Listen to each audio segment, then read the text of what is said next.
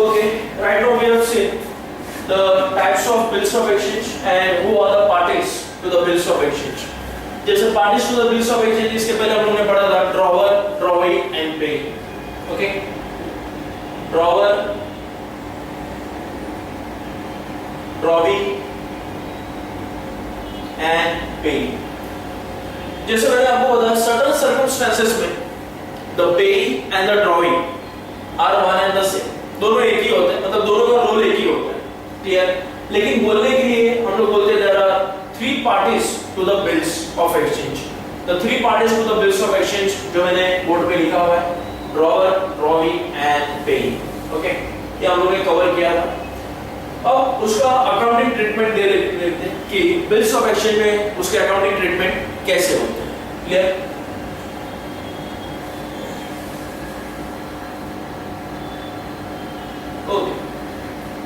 In the books of seller, okay, जैसे यहाँ पे in the books of seller अपने एग्जाम्पल में आप सिर्फ मेरे सिंपल से एग्जाम्पल को याद रखो, हर एक चीज कनेक्टेड आपको इजी लगते जाएगा. जनरल स्टोर और वो जो अपना कस्टमर था, मेंबर था बिल्डिंग का, जो हमेशा उधारी से सामान लेता था और मंथ के एंड में उसको एक बिल मिलता था और वो उसको पेमेंट कर देता था, ठीक है?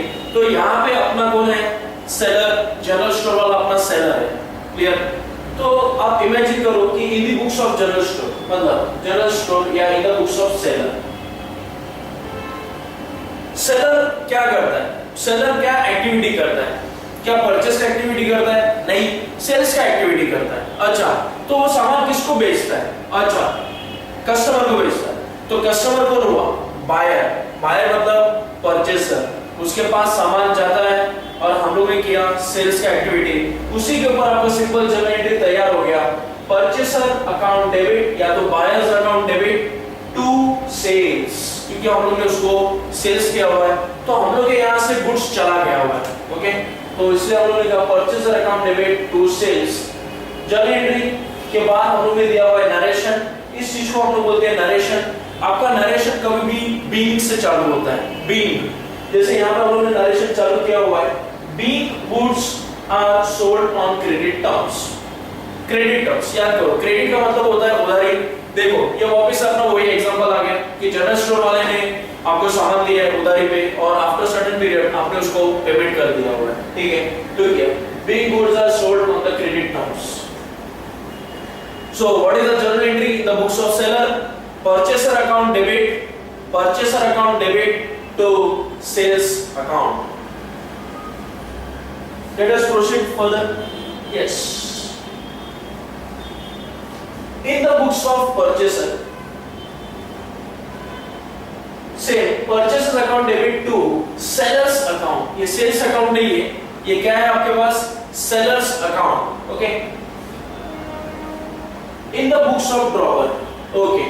अब ये actual journal entry आ गया जो आपके एग्जाम्स में भी आएगा. जैसे दो बुक्स में एग्जामिनेशंस वाले पूछते हैं, या तो बोलते हैं prepare bills of exchange in the books of drawer या prepare bills of exchange in the books of drawee.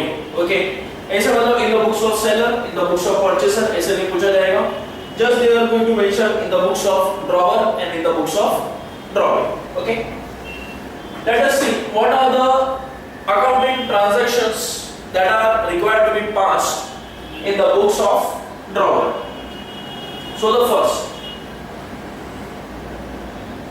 narration पे ध्यान देना. Being bill received, ये अपना ड्रॉवर कौन है? जस्ट आपके अंडरस्टैंडिंग के लिए यहाँ पे मैं लिख देता हूँ जो जनरल स्टोर वाला है. अगर आपने मेरा ये लेक्चर ध्यान से स्टार्टिंग से सुना होगा तो हर एक चीज आपके लिए सिंपल बन जाएगा. जैसे मैंने बोला कि बिल बनाना कौन है? ड्रॉवर. सो वहां पे अपना डेफिनेशन था, the person who makes the bill और the person who draws the bill is known as drawer. Okay, ये बिल बना के अभी ये कस्टमर को देगा और कस्टमर वो बिल को रिसीव करेगा जिसपे वो एक अकाउंटिंग एंट्री पास करता है, bills receivable account debit to drawees. Getting it? Look here, drawer के बुक्स में ड्रॉवर का नाम कभी नहीं आएगा ऑब्वियसली, क्योंकि वो अपना बुक्स बना रहा है तो अपने बुक्स में वो अपना नाम नहीं डालेगा. अपने बुक्स में वो किसका नाम डालेगा? यस, उसके कस्टमर्स का जो उधारी पे उससे गुड्स लेके गए और उससे पेमेंट ये डेट में मिलेगा, इसे कुछ उससे कमिटमेंट या तो उसको प्रॉमिस करके गए हुए, ठीक है। So again I am repeating, in the books of drawer में ड्रॉवर का नाम कभी नहीं रहेगा, ठीक है। जैसे यहाँ पे ये देखो, bills receivable account debit to drawee's account, तो in the books of drawee ये अकाउंटिंग एंट्री उल्टा हो जाएगा, मतलब ऊपर आएगा ड्रॉवर्स और बिल्स रिसीवेबल का उल्टा है बिल्स पेएबल। ये दोनों के बीच में डिस्टिंग्विश हो गया इन the books of drawer and in the books of drawee, क्योंकि ये देखो अगर ड्रॉवी लिखेगा तो बिल्स रिसीवेबल नहीं लिखेगा, लिखेगा बिल्स पेएबल, ओके। और ड्रॉवी नहीं लिखेगा क्योंकि वो अपने खुद के बुक्स में लिख रहा है ड्रॉवी, तो वो लिखेगा drawers account debit to bills payable. ये एंट्री थे बिग बिल एक्सेप्टेड के, दोनों में नरेशन में difference, being bill received and being bills accepted. ये चीज आपके पास जो बुक्स अवेलेबल है उसमें भी एंट्रीज मिलेगी। ये जस्ट मैंने आपको कंसेप्ट समझा दिया कि ये अकाउंटिंग एंट्रीज बनती कैसे है, आर यू गेटिंग इट? ये अकाउंटिंग एंट्रीज फ्रेम कैसे होती है, ओके। मतलब ये पूरा टॉपिक क्लियर होने के बाद आपका ऐसा पोजीशन आना चाहिए कि आप ये एंट्री को इंडिपेंडेंटली पास कर पाओ, गेटिंग इट, ओके। मतलब that has to be the confident level. Again मैं रिपीट करता हूं, in the books of drawer हम लोग ने ये एंट्री पास किया है, जहां पे चेंजेस है वहां पे मैंने उसको अंडरलाइन किया, यहां पे है रिसीव्ड, यहां पे है एक्सेप्टेड, ओके। आगे बढ़ते हैं।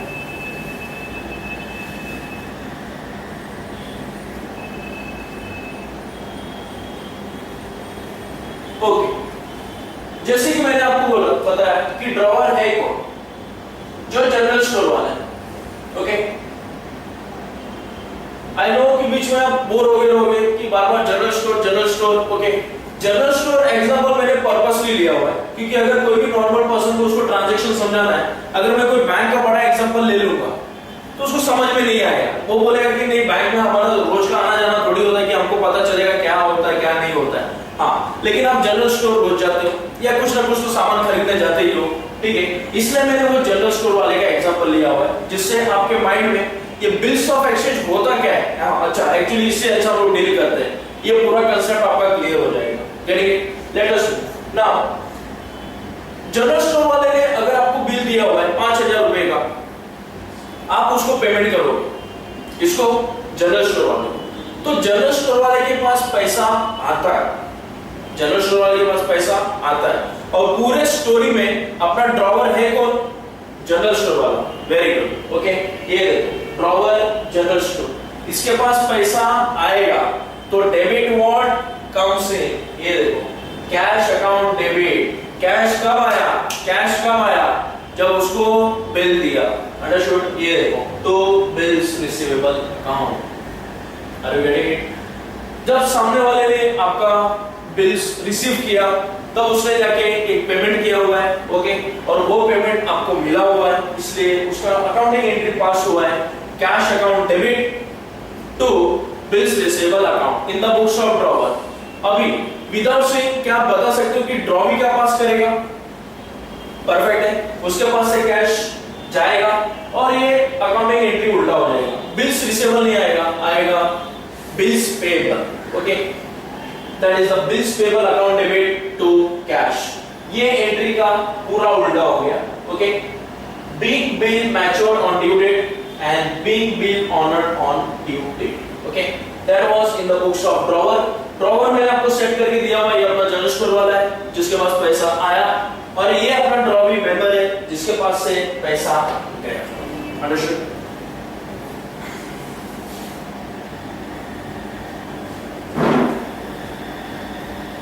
ओके,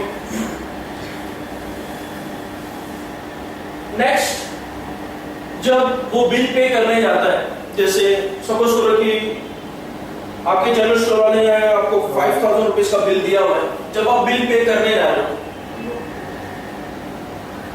तो थोड़ा सा उससे डिस्काउंट की बात करते हो, ओके, कि मैं आपको 5000 तो साथ में पे कर रहा हूँ, क्या उसके पीछे कुछ मुझे डिस्काउंट मिलेगा? वो जनरल स्टोर वाले से पूछ रहा है, बोलता है ठीक है मैं आपको 250 रुपए का डिस्काउंट दे देता हूँ, ओके। मतलब आपको भरना था उसको 5,000, लेकिन वो 250 रुपए का डिस्काउंट दे रहा है। ओके, आपको कितना भरना था? 5,000। ओके, और वो 250 रुपए का डिस्काउंट दे रहा है। इसका मतलब आपको उसको पे कितना करना है? 4,750 रुपीस। आपको उसको पे कितना करना है? 4,750 रुपीस। लेकिन ये ट्रांजैक्शन में सिंपल, ओके, एक सिंपल सा लॉजिक बताओ, किसका फायदा है और किसका नुकसान है? ऑब्वियसली जो मेंबर है, जो बिल्डिंग में रहता है, उसका 250 रुपया फायदा है, लेकिन जनरल स्टोर वाले का 250 रुपया नुकसान है। क्यों? क्योंकि उसको 5,000 मिलना था, लेकिन उसको मिला है 4,750 रुपए। ओके, अब वो देखो अकाउंटिंग एंट्री में कैसे पास करता है। कैश अकाउंट डेबिट जो उसे मिला, ओके, यहाँ पे 4,750। क्लियर?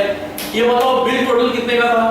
5,000 रुपीस का। यस, ये देखो अपना एग्जांपल जो अभी तक कंटिन्यू है। क्यों कंटिन्यू है? क्योंकि अपने डेली ट्रांजैक्शंस है और आपको एकदम फटक से ग्रास्पिंग हो जाएंगे। अरे गेटिंग, टोटल बिल था 5,000 रुपए का। दुकानदार से मेंबर ने कुछ नेगोशिएशन किया और उसको बोला कि मतलब कुछ डिस्काउंट मिलेगा। उसने बोला यस डिस्काउंट मिलेगा। ओके, दैट इज 250 का। उसको वो अकाउंटिंग एंट्री में कैसे ट्रीट कर रहा है? 5,000 का बिल, 4,750 रुपए उसे कैश मिलेगा। यस, और उसने डिस्काउंट फिर कितने का दिया? 250 रुपीस का डिस्काउंट दिया, जो उसके लिए होता है लॉस। जो उसके लिए क्या होता है? लॉस। एंड डिस्काउंट है nominal in nature, nominal account. तो नॉमिनल का रूल क्या है? Debit all expenses and losses. मतलब जनरल स्टोर वाले को यहाँ पे लॉस हो गया कितने का? 250 रुपीस का। अगेन मैं आपको रिपीट करता हूँ, वो जो अपना एग्जाम्पल है 5,000 रुपीस का, वो अब तक कंटिन्यू है। यानी 5,000 की जगह उसको पे किया हम लोगों ने 4,750 और 250 का हो गया उसको लॉस। किसको? जनरल स्टोर वाले को। इसी का एंट्री एक ऑपोजिट होगा इन the books of drawing. Sorry, this is not bank, this is drawing. Okay, ये थोड़े बुक की प्रिंटिंग में मिस्टेक्स हो गए। ओके, तो अगर आपके पास बुक्स अभी हैंडी है तो आप वहां पर भी करेक्शंस कर सकते हो। जैसे इन द बुक्स ऑफ बैंक है, वहां पे ड्रॉवी आ जाएगा। जैसे आपके जो यूनिवर्सिटीज है वो टॉप यूनिवर्सिटीज है, तो कहीं बहुत से बुक्स निकलते हैं, तो कभी कभी मिस्टेक्स हो जाता है उसमें। ठीक है, दैट इज एलिजिबल, क्योंकि ये जो आपके पास बुक्स है ये बहुत रेप्यूटेड बुक्स है, इसको बहुत एक्सपर्ट्स लोग ने लिखे हुए हैं। ठीक है, तो समथिंग बिकॉज ऐसा बोला गया है, the mistakes are always made by the human being, always human being mistake करता है। तो यहाँ पे छोटा सा उससे मिस्टेक हो गया। ओके, ड्रॉ भी है ना, ड्रॉवर के यहाँ पे आता है cash account debit, discount account debit, तो बिल्स रिसीवेबल। ये अकाउंटिंग का उल्टा ट्रांजैक्शंस होगा। ये देखो, ओके, बिल्स रिसीवेबल नहीं, बिल्स पेएबल आएगा। ओके, डोंट वरी, बुक्स अगर आपके पास रहेगा तो आप करेक्शन कर सकते हो। अगेन आई एम रिपीटिंग, आपका यूनिवर्सिटी की रेप्यूटेड है, थोड़ा बहुत मिस्टेक्स यहाँ वहाँ हो जाता है। ओके, लेकिन that are written by the reputed authors. Okay, bills payable account debit to cash and discount. तो बिल्स पे कितना करना था? 5,000। ये कौन है? अपना जनरल स्टोर। और ये कौन है? डेटर। ओके, 5,000 पे करना था, उसने जनरल स्टोर वाले को पे कितना किया? 4,750, और उसे डिस्काउंट कितने का मिला? 250 का। आपका डेबिट क्रेडिट टैली होना चाहिए हमेशा। ये देखो 5,000, आप इसको टोटलिंग करोगे ये हो गया 5,000। ये देखो 5,000, आप इसको टोटलिंग करोगे ये हो गया 5,000। Getting it? ये देखो डिस्काउंट यहाँ पे लिखा हुआ है credit side, and discount is a nominal in nature. Therefore credit all income and gains. General store वाले के लिए 250 रुपए का लॉस हुआ, तो वो बोलता है debit all expense and losses. दूसरे तरफ कस्टमर को फायदा हुआ है 250 का, वो बोलता है credit all income and gains. ये अलग बात है, उसके पास पैसे भी गए हुए दैट इज 4,750, लेकिन उसका फायदा इसलिए हुआ है क्योंकि उसको 5,000 पे करना था। उसको जनरल स्टोर वाले को कितना पे करना था? 5,000 पे करना था, लेकिन उसने पे किया 4,750 रुपीस। ओके,